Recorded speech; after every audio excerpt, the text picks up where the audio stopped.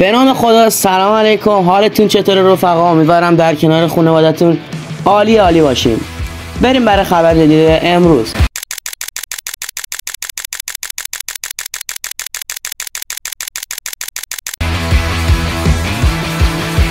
به گزارش خبرگزاری‌های معتبر و به نقل از نشریه مارکا، دیوان عالی عدالت کاتالونیا اعلام کرد با تامین قرار وثیقه 1 میلیون یورویی برای دنی آلوز، او از ساعت 11:30 صبح امروز به وقت محلی از زندان برایانس 2 بارسلونا آزاد شد.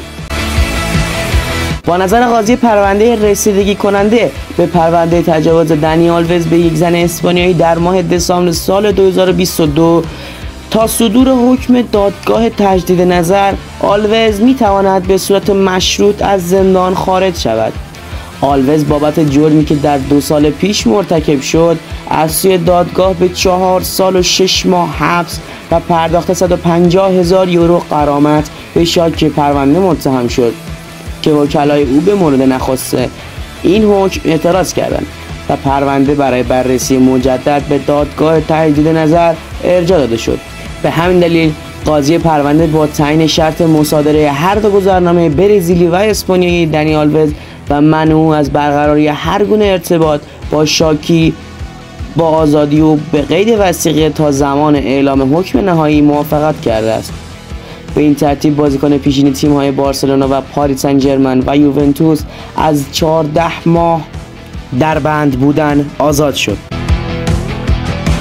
دنی آلوز از هفته گذشته فرصت داشت که وثیقه 1 میلیون یورویی برای آزادی موقتش را فراهم کند، اما با وجود داشتن ثروتی حدود 50 میلیون یورو تا به امروز نتوانست این وثیقه را تامین کند، چرا که حساب‌های بانکی وی در برزیل به دلیل شکایت همسر سابقش از پرداخت نشدن نفقه و هزینه نگهداری از فرزندان مشترکش با دنی آلوز مسدود شده است.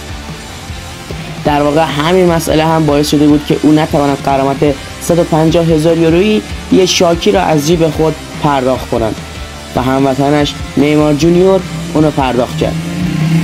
آلوز در حالی به قید وثیقه آزاد شده که پیش از این مقامات قضایی اسپانیایی از بیم فرار از این کشور و بازگشتش به برزیل، کشوری که با اسپانیا تفاهم‌نامه استرداد مجرمین ندارد، با آزادی موقت وی مخالفت می‌کردند. از این رو بریم نگاه بیاندازیم به افتخارات باشگاهی و ملی دنی آلوز در دوران حرفه‌ایش. او توانست با تیم سویا 1 کوپا دل ری، 1 سوپرجام فوتبال اسپانیا، 2 لیگ اروپا و 1 سوپرجام فوتبال اروپا را کسب کند. او همچنین در بارسلونا دوران طلایی رو داشت که میشه گفت 6 لالیگا، 4 کوپا دل ری، 4 سوپرجام فوتبال اسپانیا، 3 تا چمپیونز لیگ، 3 تا جام فوتبال اروپا، 3 جام باشگاه جهان را کسب کند و همینطور در یوونتوس 1 سری آ و 1 کوپا ایتالیا به دست آورد. او در پاریس سن ژرمن 2 بار قهرمان لیگ 1 فرانسه شد، 1 جام حذفی فوتبال فرانسه، 1 جام اتحادیه باشگاه فرانسه و 2 سوپرجام فوتبال فرانسه را تونست کسب کنه. و همچنین در برزیل هم 1 قهرمانی با تیم سائوپائولو کسب کرد.